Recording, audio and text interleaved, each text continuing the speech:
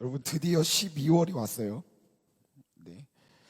작년 올해죠. 올해 뭐 2월 말 3월 초만 해도 이제 코로나 바이러스가 터지면서 이것이 과연 언제까지 갈 수 있을까 뭐 이런 생각들로 한 해를 시작했던 것 같은데, 그 바이러스에 대응하고 대처하면서 올해 1년이 간 것 같아요. 근데 벌써 12월이 됐는데 참 개인적으로 빨리 간 하루가 1년인 것 같다 뭐 이런 생각들이 좀 많이 듭니다. 12월이 되면 이제 대학생들은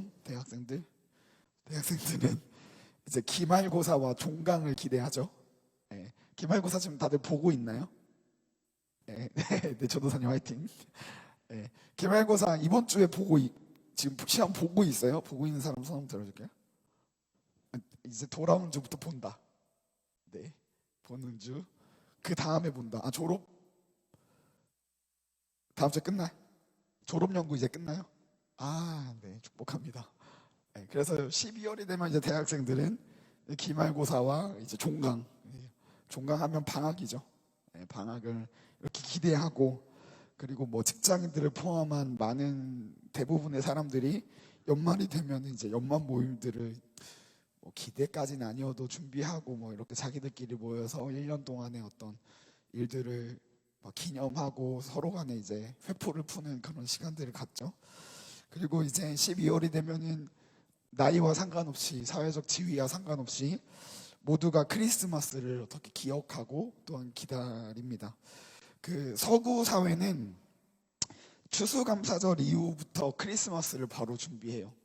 그래서 추수감사절이 이제 주일이잖아요. 그렇죠? 추수감사절까지 이제 몰에 가면은 뭐 할로윈 아이템이나 추수감사절 아이템이 매장에 이렇게 전시돼 있어요. 그리고 추수감사절이 끝난 월요일 날 가면요, 그게 싹 사라지고 크리스마스 아이템이 전시가 이렇게 되겠습니다. 그래서 서구 사회는 추수감사절 그 다음 날부터 이제 크리스마스를 준비하고, 그리고 그때부터 특별히 어른들은 자기 자녀들을 위해서 크리스마스까지 남은 날짜를 맞추어서 간식을 준비해서 아이한테 선물을 줘요. 그러면은 그 아이가 그것을 벽에 진열해 놓든지 어떻게 이렇게 날짜별로 이렇게 딱 해서 하루에 하나씩 그걸 까먹어요. 2개 까먹으면 티가 나요. 꼭 하루에 하나씩만 이렇게 까먹으면서 이제 성탄절이 오기를 이렇게 기다리죠. 그리고 교회는 아까도 말씀드렸다시피 성탄절 이전에 4주를 대림절로 지키면서 예수님의 오심을 기념하고 기다립니다. 그래서 앞으로도 말씀드렸지만 대림절을 기념해서 앞으로 예수님에 대해서 나누는 시간을 갖도록 우리가 할게요.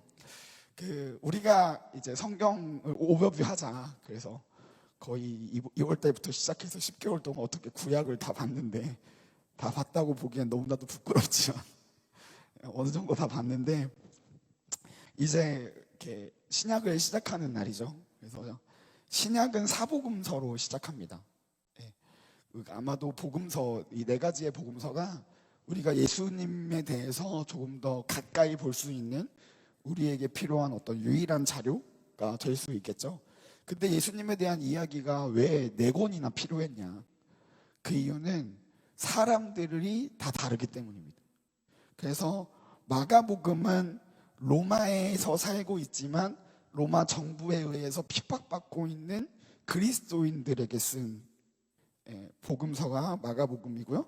누가복음은 예수님과 그리스도교에 대해서 궁금해하는 어떤 정치인에게 예수님이 무엇이고 누구시고 그리스도교가 무엇이고 지금 로마 사회에서 일어나고 있는 그 복음 전도가 어떤 의미가 있는지 설명하기 위해서 쓴 책이고, 또 요한복음은 헬라 사상의 철학 안에서 살고 있는 그 사람들에게 예수님을 소개하기 위해서 쓴 책이고, 오늘 우리가 읽은 마태복음은 구약에 대해서 정통한 유대인들에게 쓴 복음서가 마태복음이죠.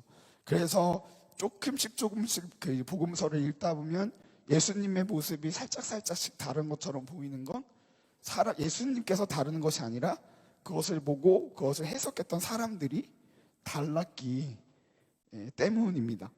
근데 흥미로운 사실은 이 복음서들이 적혀져 있는 그때가 예수님이 돌아가시고 나서 승천하시고 난 이후에 10년 안팎이라는 거예요. 10년 안팎. 여러분은 제가 좀 질문을 던져볼게요.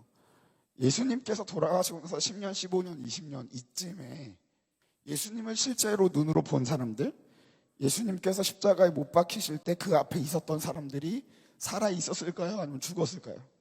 살아 있었을 겁니다. 살아 있었을 거예요. 그리고 그 중에 마가의 다락방에서 같이 기도하고 오순절날 성령을 받았던 사람들, 그리고 그날에 베드로의 설교로 인해서 예수님을 영접하고 그리스도인이 된 사람들이 살아 있었을까요? 아니면 죽었을까요? 여전히 살아 있을 때였을 거예요. 아마도 초대교회의 그리스도교라는 그 모임 안에 그때 예수님을 실제로 눈으로 보고, 그리고 그때 실제로 예수님을 손으로 만지고, 그리고 어쩌면 예수님께서 실제로 그들을 기도해줘서 질병이 낫고 귀신이 떠나갔던 사람들이 아직도 살아있을 때에 그들을 향해서 쓴 책이 바로 복음서예요. 그들을 향해 무언가를 썼냐면 예수님이 어떤 사람이다라는 것을 가르쳐줘야 할 필요성이 있었다라는 거죠. 여러분 생각해 볼까요? 그들은요, 예수님을 실제로 눈으로 봤어요. 실제로 경험했다고요. 근데 그들에게도 예수님이 어떤 분인지 다시 한번 깨닫게 할 필요가 있었던 겁니다. 여러분, 우리는 어때요? 저는 개인적으로 믿고 싶으면 여러분들 다 구원 받으셨죠? 다 예수님을 인격적으로 만나셨죠? 네. 가끔 신앙생활 하다 보면은 내가 진짜 구원 받았나? 이런 생각이 들 때가 있어요.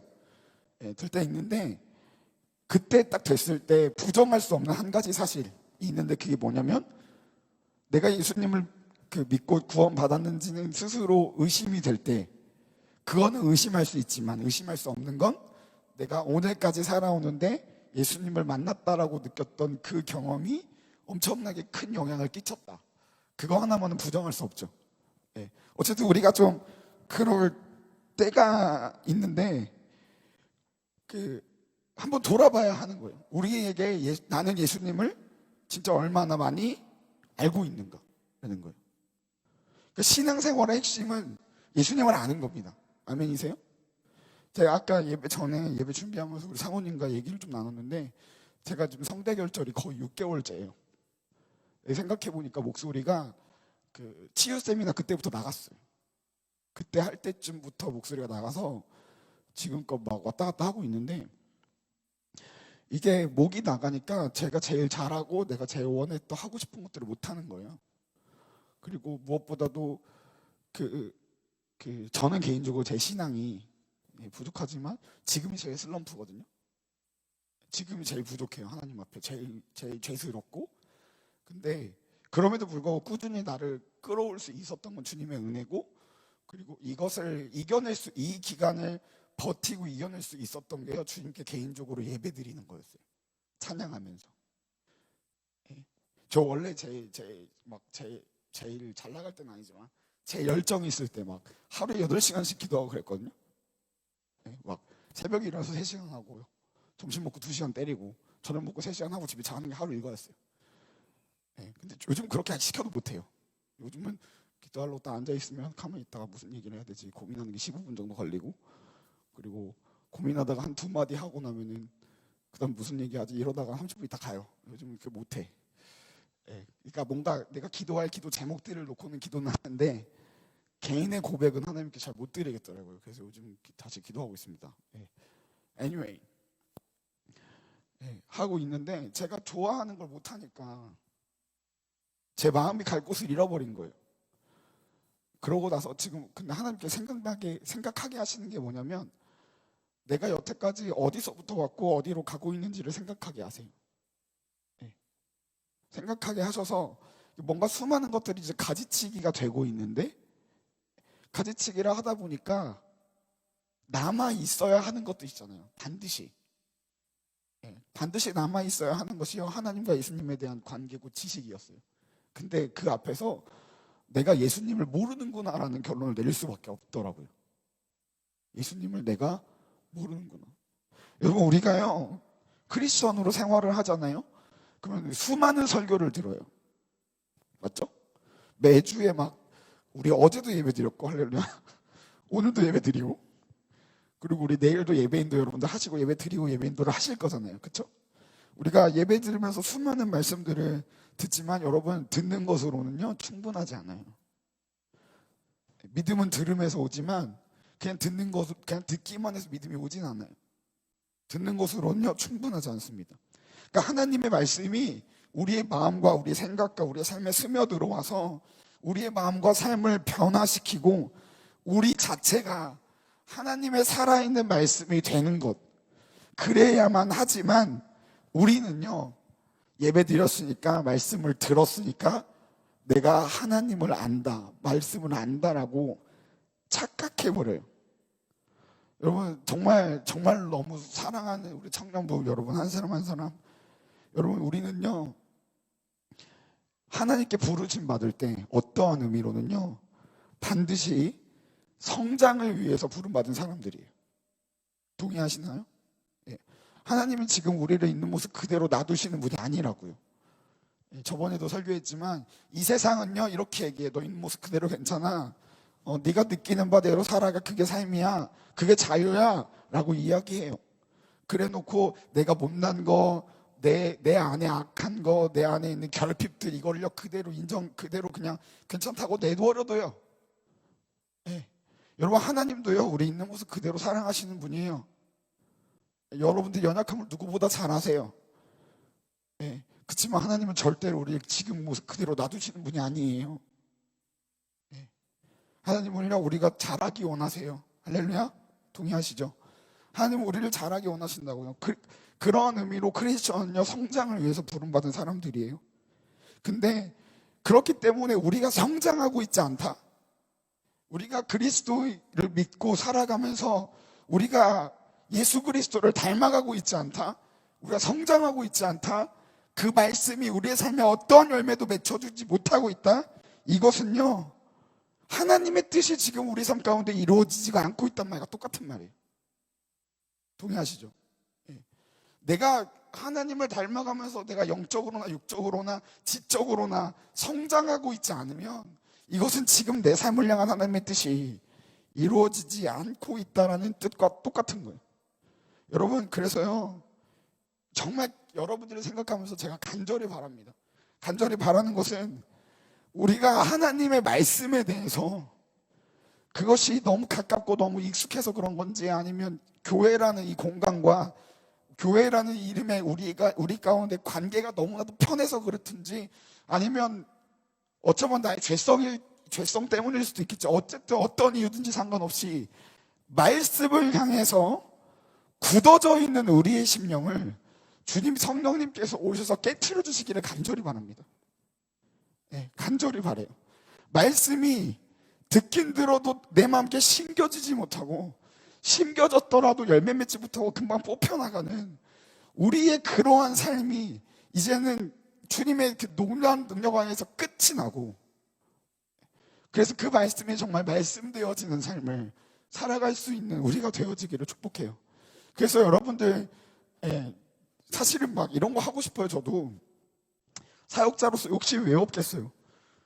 막 영상 같은 거 만들고 팜플렛 같은 거 만들고 막 공책 같은 거 만들어서 대림절 예수님을 기다리는 24일 묵상집 이런 거 하고 싶다고요. 저도 할 수 있어요.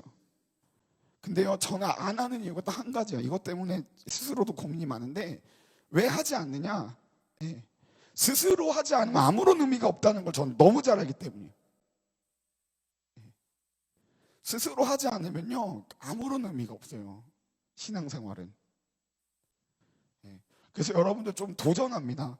오늘부터 예수님이 오실 때까지요 마태복음을 한 장씩, 아니면 한 구절씩, 한 단락씩 매일같이 묵상 한번 해보시면 어떻겠나, 이런 도전을 좀 드리고 싶어요. 묵상해 보세요. 전 그 2월 달부터 마태복음 강해를 거의 1년 내내 수요 예배 설교를 그만둘 지금 목 때문에 쉬고 있을 때까지 계속했는데 그 마태복음이요 저를 많이 변화시켰어요. 좀 도전해 드립니다. 도전해 드려요. 말씀이 내 삶 가운데 진짜 말씀되어지는 삶이 회복되어지기를 축복합니다. 우리 좀 옆 사람 축복할까요? 말씀이 됩시다. 여러분들이 말씀이 되시기를 축복해요. 오늘 본문 가면요 1절부터 17절까지 뭐가 나오죠? 족보가 나오죠. 그렇죠? 어떤 목사님이 그러시더라고요. 이 사람이 그 성도가 성경을 많이 읽었는지 안 읽었는지는 마태복음 1장을 읽혀보면 안다고. 그 성경 이름이 너무 복잡하니까 처음 읽는 사람들은 못 읽는데요. 그래서 뭐 그거 읽혀보면 이 사람이 성경을 많이 읽었는지 안다고 막 그러시는데 읽기 쉽지 않은. 그래서 성경을 통독할 때 어디서부터 읽어야 돼요? 그러면 신약부터 읽기, 구약부터 읽기 이런 거 있는데 그분이 성경을 많이 읽지 않았으면 저는 신약부터 읽는 거는 별로 추천해드리지 않습니다. 왜냐하면 신약, 구약도 거의 족보 나오면 그때부터 안 읽잖아요. 근데 신약은 처음부터 족보 나와가지고 마음이 어려워지는데 어쨌든 여러분들은 아주 잘 읽어 내려가시더라고요. 그래서 그래도 성경을 많이 읽으셨구나 뭐 이런 생각들을 좀 해보는데 성경 그 마태복음 1장 1절 여러분들의 목소리를 한번 읽어볼까요? 제 귀에 들렸으면 좋겠습니다. 준비 시작.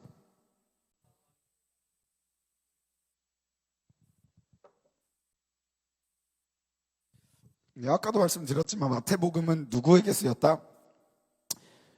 율법과 구약에 대해서 아주 잘 알고 있는 그리고 구약적 삶을 살고 있었던 유대인들에게 썼다고 말씀드렸어요. 그렇죠? 그렇기 때문에 유대인들에게 우리가 읽을 때는 이렇게 읽어요. 아브라함과 다윗의 자손 예수 그리스도의 계보다. 그래서 만약에 크리스천이 아니신 분들은 처음부터 아브라함이 뭐요? 누구여도 아니에요. 뭐요? 이렇게 되죠.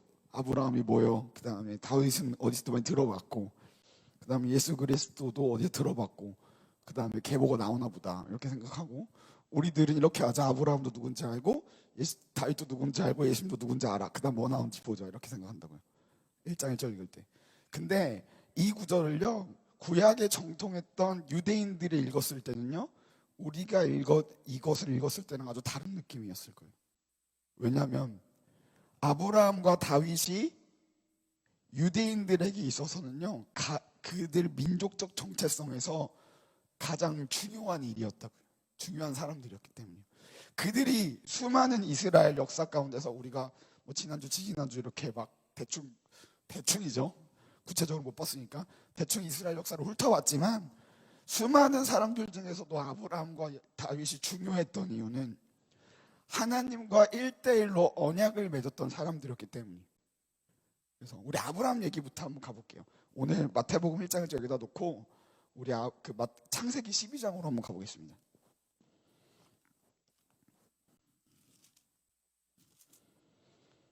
창세기 12장 1절부터 3절의 말씀을 한번 볼게요. 여러분 준비 시작.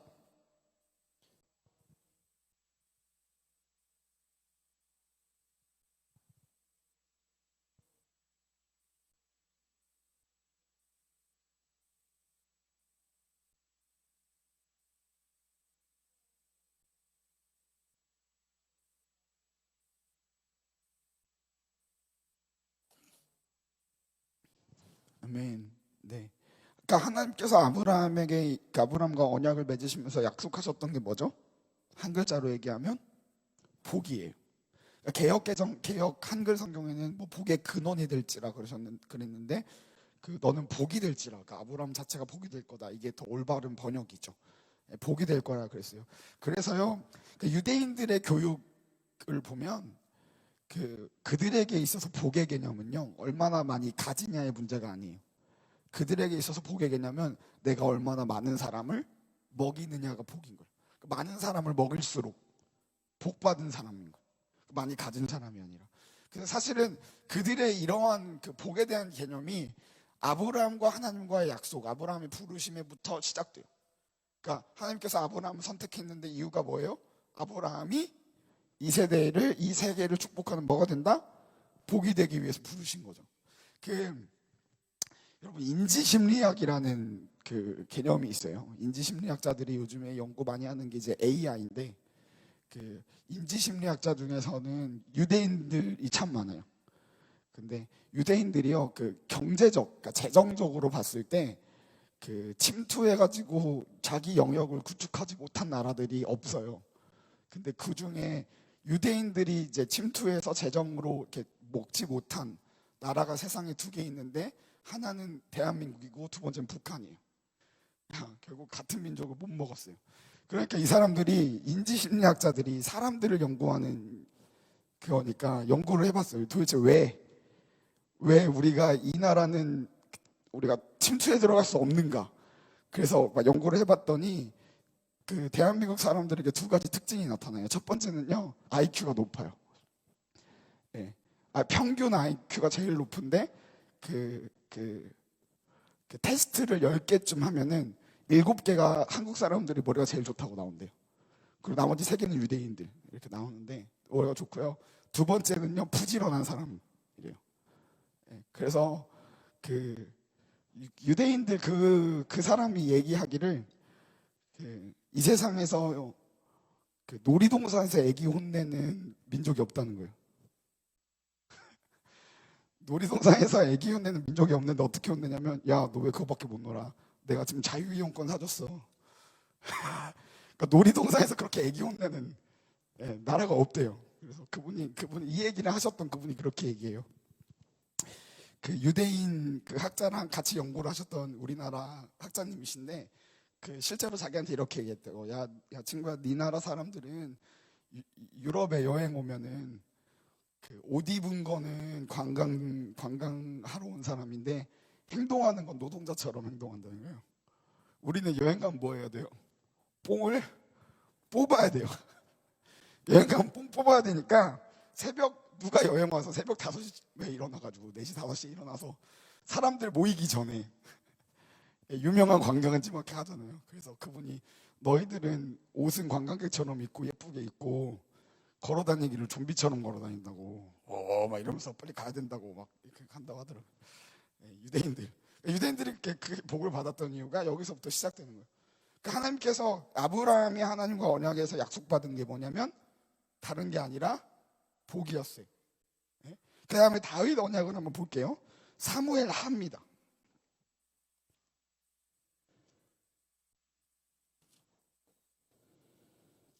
사무엘 하 7장 16절 말씀 읽어볼게요. 사무엘 하 7장 16절 말씀. 네, 제가 같이 읽죠. 시작. 내 집과 내 나라가 내 앞에서 영원히 보존되고 내 왕위가 영원히 견고하리라 하셨다 하라. 그러니까 다윗이 하나님과 왕으로서 이제 왕이 돼서 하나님께 찾아와서 언약을 받은 건 뭐냐면 다윗의 왕위가 영원할 거다라는 거였어요. 한번 정리를 해볼까요? 아브라함이 하나님과 언약했던 건 뭐다? 복이었고, 다윗이 하나님과 언약해서 약속으로 받았던 건 그의 왕권이 영원할 것이었어요. 여러분, 우리가 이스라엘 역사를 잠깐 봐서 알아요. 그들이 복과 영원한 왕권 안에 거했나요? 아니면 나라가 쫄딱 망했나요? 나라가 쫄딱 망해요. 아수르에 대해서 멸망하고 바벨론에 대해서 멸망했고, 한 나라 밑에만 있었던 게 아니라 바벨론 이후에 페르시아, 그리스, 로마 막 역사가 막 바뀌는 중에 그 역사가 수만큼 바뀌면서 이스라엘이란 나라는 복도 잊어버렸고 왕권도 없는, 정말 뿌리부터 흔들리는 그런 시즌을 겪고 있으면서 이 하나님께서 약속하셨던 아브라함의 복과 다윗의 왕권을 회복시킬 사람, 그리스도를 계속해서 기다렸어요. 그가 와서 우리가 하나님께 받았던 그 복의 그 권한이 회복되고, 그리고 우리를 다스릴 영원한 왕이 빨리 나왔으면 좋겠다라고 생각했다고요. 계속해서 기다리고 있었던 사람들에게 마태가 예수님에 대해서 설명하면서 아브라함과 다윗의 자손 예수 그리스도의 계보다라고 얘기하는 거예요. 유대인들이요, 이 글을 읽었을 때 어떠한 생각을 했을까요? 자기 민족과 자기 언약을 회복시킬 그 사람을 기다리고 있었던 유대인들에게요, 이 한 문장은요, 하나님이 아직 우리를 버리시지 않았구나라는 약속의 말씀이었을 겁니다. 여러분들, 예수님은요, 이 땅 가운데 오신 예수님은 복이셨고 왕이십니다. 우리는 비록 이방인이지만 아브라함과 같은 믿음으로 하나님이 백성인 우리에게도 예수님은요, 복이시고 우리의 왕이 되십니다. 여러분 동의하세요? 주님은 우리의 복이시고 우리의 왕이시고, 그러면 오늘을 사는 우리에게 예수 그리스도가 복이고 예수 그리스도가 왕이다라는 게 무슨 뜻이냐는 거예요. 여러분, 예수님께서 우리에게 복이 되어주신다, 예수께서 우리의 인생의 복이다라는 뜻은 예수님께서 우리가 추구해야 할 분이다라는 뜻이에요. 우리가 인생에서 추구해야 될. 여러분, 쟤는 저 며칠 전에 또 이 목 때문에 좀 슬프니까 아침부터 뭘 읽었냐면 전도서를 읽었어요. 딱 보니까 헛되고 헛되니 모든 것이 헛되다 막 나오면서 전도서를 다 읽었어요. 다 읽고 있는데 제가 사랑하는 형한테 전화가 왔어요. 전화가 와서 야, 뭐해? 그랬더니 형, 저 아침부터 전도서 읽고 있어요. 그래서 왜 그걸 읽어? 그래서 아침부터 우울해가지고 위로가 필요해서 읽었다 그랬더니 그냥 웃더라고요. 이 세상에 어떤 놈이 슬프다고 전도서 읽냐고. 그래서 그런 사람이 여기 있어요. 이렇게 넘었는데 왜 이 얘기를 했지? 기억나는 사람 있어요? 네? 추구해야 돼. 네. 전도서, 맞아. 고마워. 전도서를 보면요, 진짜 열심히 산 사람의 피곤함이 느껴져요. 진짜 열심히 살았다, 이 사람은. 왜냐면 세상에 막 안 좋은 일도 자기가 해결해 봤는데, 해결해 보고, 이 세상에서 제일 지혜롭기 위해서 막 공부 엄청 열심히 하고, 그리고 그 지혜로운 걸로 세상의 문제를 해결하기 위해서 막 사람들을 가르쳐 보기도 하고, 막 이 세상에 어떻게든 영향력을 끼쳐보자고 막 열심히 살았던 사람이 피곤한 게 느껴지는 거예요. 완전 피곤해. 너무 피곤하다. 그래서 이 세상에서 해볼 거 다 해본 사람이 그거 해봐야 별거 없어, 약간 이런 느낌. 근데 거기에 뭐가 담겨 있냐면 피곤한 게 담겨 있는 거예요. 그렇죠? 여러분, 인생은요, 잘 살아도 피곤하고 못 살아도 피곤해요. 인생이 피곤한 거예요. 직장인만 고개를 이렇게 직장인만 고개를 계속 끄덕이는 거예요. 우리 학생들도 피곤하죠, 그렇죠? 인생은요, 잘 살아도 피곤해도 피곤하고 못 살아도 결국엔 피곤한 게 인생인데, 근데 우리가 우리의 노력과 우리의 그 수고로 무엇을 얻느냐가 되게 중요한 거예요. 할렐루야. 우리의 인생과 우리의 수고로 무엇을 얻느냐가 중요한 거예요. 우리가 수고를 던져서 무엇을 사는 게 인생이라고 한다면, 어떤 사람은 자기 개인적인 기쁨, 그리고 자기 자신의 어떤 정서적인 만족감, 어떤 사람은 어떤 육체적인 쾌락, 이것 아니면 어떤 사람은 재정적인 부요로움, 이런 걸 위해서 자기의 수고를 팔죠. 그게 복인 거예요, 그 사람들한테. 근데 그리스도가, 예수님이 우리에게 복이다, 무슨 뜻이냐면 우리의 수고를 팔아서 사야 되는 사람이 누구다? 예수님이라는 거예요. 우리가 예수님을 복으로 얻기 위해서 우리가 추구해야 된다는 게 예수님이 우리의 복이라는 뜻입니다. 그러니까 주님께서 우리의 복이 돼서 우리를 인도하시는 건 아주 당연한 거고, 예수님께서 우리의 복이라는 건 우리가 이제 피곤한 인생을 마치고 난 이후에 얻게 될 분이 누구다? 예수님이라는 거예요. 우리의 인생을 다 바쳐서 얻게 될 분이 예수님이라는 뜻입니다. 여러분들의 삶은 앞으로 계획하고, 지금 제일 어려울 때잖아요. 계획하고 디자인하고 그것을 위해서 수고를 던지고 노력을 해야 되는, 두드리면서 길을 찾아가는 때가 우리 청년의 때예요. 근데 여러분들, 이것을 계획하는데 여러분들이 기억해야 하고 추구해야 될 첫 번째, 이것을 통해서 내가 예수님을 얻을 수 있냐, 예수님께 드려지는 삶으로 내가 이 일을 선택함으로 내가 무엇을 얻을 수 있냐는 거예요. 이것으로 내가 예수님을 얻을 수 있나? 나의 가는 이 길 끝에서 내가 예수 그리스도를 볼 수 있냐? 이것이 여러분들의 삶을 결정하는 가장 큰 이유가 되시기를 축복합니다. 두 번째로, 예수님께서 우리에게 왕이 되주신다는 의미는 어떤 의미냐면, 예수님께서 우리의 삶의 기준이 되어주신다는 거예요. 여러분들 이 부분은 시간이 너무 많이 가서 좀 짧게 할게요. 여러분들, 우리가 세상을 살아가다 보면, 그리고 우리끼리 좀 이야기를 많이 나누다 보면, 그 사람마다 인생을 판단하는 기준이 다 달라요. 그렇죠? 사람들마다 자기 자신의 인생을 어느 정도 기준을 가지고 스스로를 평가를 이렇게 하는데, 인생의 기준이 조금씩 달라요. 근데 제 마음을 스스로 가장 아프게 하는 건 뭐냐면, 사람들이 자기 자신의 삶에 대해서 이야기를 하고 나눌 때 이 자기의 삶을 나눈다는 거는 자기 기준을 드러낸다는 거와 똑같은 얘기입니다. 내가 지금 무엇을 추구하고 있고 어떤 기준에 따라서 살고 있습니다는 걸 드러내는 거와 똑같은 거예요. 근데 이 시대를 살고 있는 수많은 기독교 청년들이 자기의 삶의 기준값을 그리스도한테 두지 않고 세상에다 두는 거예요. 세상의 기준값에 자기의 삶을 맞춰놓고 이게 기준이고, 예수 그리스도가 우리에게 요구하는 삶의 기준은 아주 높은 차원의 기준이다라고 생각하고 자기를 평가하고 있는 거예요. 그렇지만 여러분, 우리 예수 그리스도가 왕이라는 말은 이 내가 내 삶을 평가하는 이 기준값이 주님의 기준으로 올라간다는 뜻이에요. 동의하시죠? 올라가는 거예요. 그러니까 내가 내 삶을 평가할 때 누구의 기준에 맞추냐면 예수 그리스도의 기준에 맞추는 거예요. 예수 그리스도가 요구하는 게 이렇게 사는 것이 복이고, 이렇게 사는 것이 너의 기쁨이고, 이렇게 사는 것이 나의 뜻이다라고 말씀하시는 그 뜻에 내 삶을 맞추는 것이 예수님의 왕으로 보시는 삶이에요.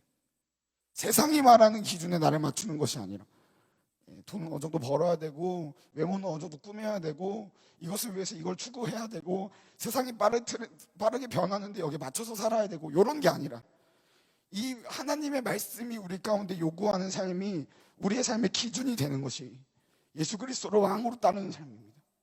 근데 너무나도 자기 자신의 기준을, 예수님을 만난 크리스천들이 너무 낮게 잡고 있는 거예요. 여러분 축복합니다. 여러분들의 기준을 올리세요. 여러분들 기준을 올리시라고요. 하나님은요, 이런 얘기 좀 죄송합니다. 우리를 가만히 두시는 분이 아니에요. 계속해서 움직이라고 하시고, 계속해서 막 이렇게 하라고 하시는 분이, 계속해서 우리를 자기의 수준으로 우리를 끌고 가신다고. 이렇게 예수님의 수준으로 우리를 끌고 가세요. 그래서 사도 바울이 우리한테 얘기하는 거예요. 그리스도의 장성한 분량까지 살아라. 끌고 가는 거예요. 계속해서 끌고 가려면 우리는 그 기준이 있어야 되는데, 그 기준이 누구냐면 어디에 있냐면 여기 있는 거예요. 여기. 그래서요, 제가 여러분들은 저를 너무 잘 아시죠? 제가 굉장히 회의적인 사람이고, 저는 제 성품상 저는 친절하려고 노력하는 사람이에요. 그게 잘 안 돼요.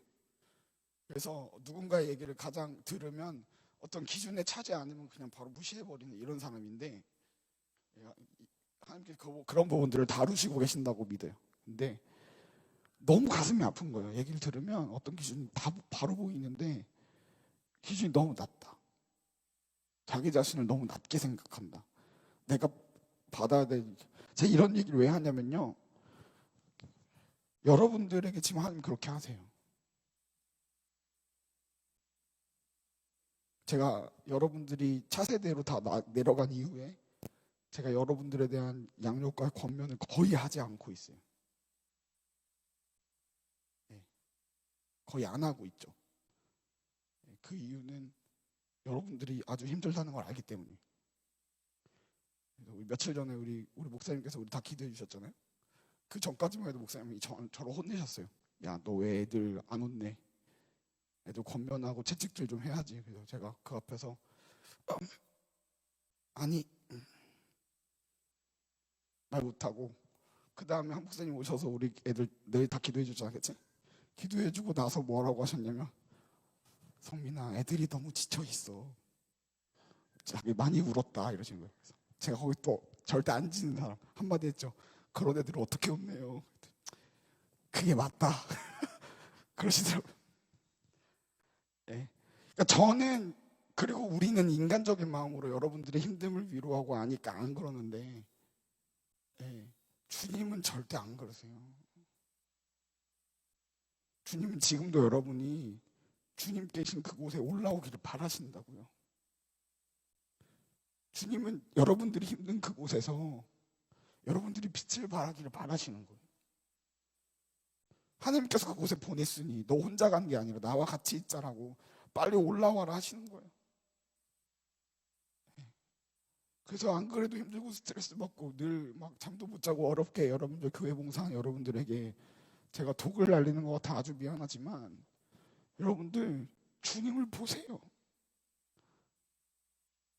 그곳에서 주님께서 바라시는 거가 무엇인지 물어보시고 씨름하시고 눈물 뿌리세요.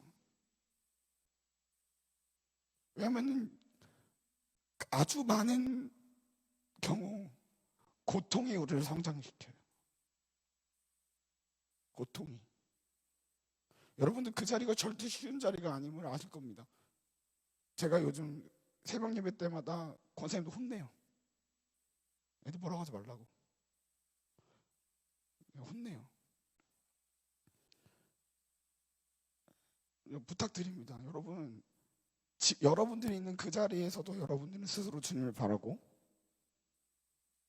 주님께서 이끄시는 대로 잘할 수 있어야 해요. 그것이 예수 그리스도를 왕으로 모시는 삶이에요. 예수님이 우리의 기준이 되시는 거, 예수님이 우리의 복이 되시는 거. 그래서 그 길 끝에서 우리가 주님을 보는 거, 그것이 예수님을 믿는 삶입니다. 예수님을 따랐던 수많은 사람들이 그것을 위해서 자기 인생을 던졌어요. 거기에는 부여도 없었고 인정도 없었고 거기에는 가시밭길 같은 그 길밖에 없었어요. 근데 그 길 끝에서 그들은 예수님을 봤죠. 아브라함도 결국에 자기는 하나님께 약속하셨던 그 땅에 들어가지 못해요. 자녀도요 많이 줄 줄 알았는데 딱 한 명 줘요. 다윗도요 자기 소원이 하나님의 성전 문지기가 되는 거였어요. 절대 되지 못합니다. 이스라엘이 하나님을 향해서 멀리 떠나갈 때 하나님에 의해서 보내었던 수많은 선지자들이 이스라엘이 회복되는 것을 보지 못하고 죽어요. 그렇지만 결국에 그들의 믿음 때문에 예수님께서 이 땅에 오시고 예수님은 십자가 위에서 가장 완벽한 모습으로 하나님의 뜻을 이루십니다. 그리고 그 십자가가 우리한테 물어보는 거예요. 십자가 뒤에 있었던 수많은 믿음의 사람들이 우리한테 물어봅니다. 너는 어떻게 살래? 너는 무엇을 위해 살 거냐? 예수 그리스도가 이 땅의 복이고 예수 그리스도가 이 땅의 왕으로 오셨는데 너는 무엇을 위해 네 인생을 바칠래? 라고 물어보고 있는 거예요. 그리고 예수님의 탄생을 앞둔 준비하는 우리가 돌아보고 기억하고 깎아내야 될 게 바로 그겁니다. 예수님, 여러분은 진짜 예수님을 따르고 계십니까? 족보를 보면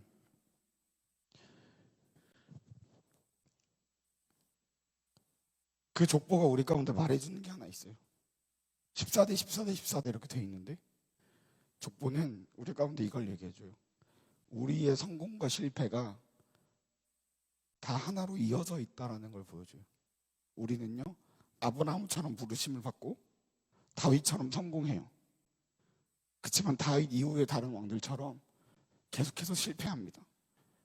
그리고 스룹바벨처럼 실패의 구렁텅이 안에서 회복을 울부짖기도 해요. 성공과 실패, 그 기쁨과 슬픔과 좌절이 다 담겨있는 게 이 족보예요. 그런데 주님께 감사할 수 있는 이유는 예수님께서 그 족보를 통해서 이 땅 가운데 오셨다는 거예요. 여러분께 우리의 성공, 우리의 실패, 우리의 좌절과 우리의 죄악, 그것들 모두를 통해서 우리 가운데 오셨어요. 그리고 예수님께서 그대로 회복시키시는 거예요. 예수님께서 우리의 자유심표 다 회복시키실 겁니다. 믿으십니까? 오늘 부족하고 연약하게 살고 있는 우리를 예수님께서 친히 우리 가운데 오셔서 예수님께서 우리를 회복시키실 거예요. 우리가 주님께 온전히 반응한다면. 우리 찬양하면서 좀 기도할까요?